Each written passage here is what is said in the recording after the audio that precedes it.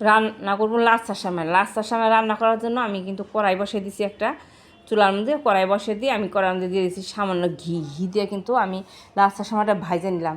আমি আজকে লাচ্ছার সময় আনছি কাজু বাদাম কিশমিশ সহকারে লাচ্ছার সময়টা কিনে নিয়েছি। একদম কিশমিশ কাজু বাদাম সহকারে আমি লাচ্ছার সময়টা ঘিয়ের মধ্যে ভাইজে নিলাম। ভাইজে কিন্তু আমি লাচ্ছার সময়টা নামিয়ে নিছি। নামিয়ে ওই কড়ার মধ্যেই আমি দিয়ে দিছি দুধ। কড়াইটা পরিষ্কার করে দিয়ে দুধ দিয়ে দিছি। দুধটা যখন আমার জাল হয়ে গেছে তখন কিন্তু আমি দিয়ে দিছি পরিমাণ মতো চিনি দিয়ে তারপরে কিন্তু আমি দুধটা একদম ফুটিয়ে নিছি। ফুটিয়ে তারপরে দিয়ে দিছি সেমাইগুলো, কারণ এই সেমাই দিয়ে দুধটা কিন্তু বেশি জাল করা যায় না। এই কারণে দুধটা ফুটিয়ে আমি সেমাইটা দিয়ে তারপরে কিন্তু চুলাটা বন্ধ করে দিছি।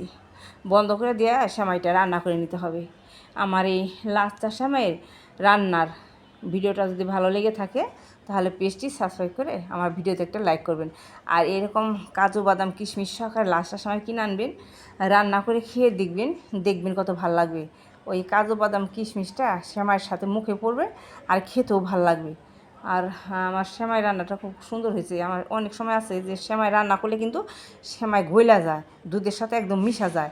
আর এইভাবে লাচ্ছার সেমাই রান্না করবেন, দেখবেন লাচ্ছার সেমাইটা একটু গইলা যাবে না, একদম দেখতেও সুন্দর হবে, খেতেও ভালো লাগবে। আর এই যে বাদাম আর কিশমিশগুলো একদম মুখে পড়বে, খেতে ভালো লাগবে।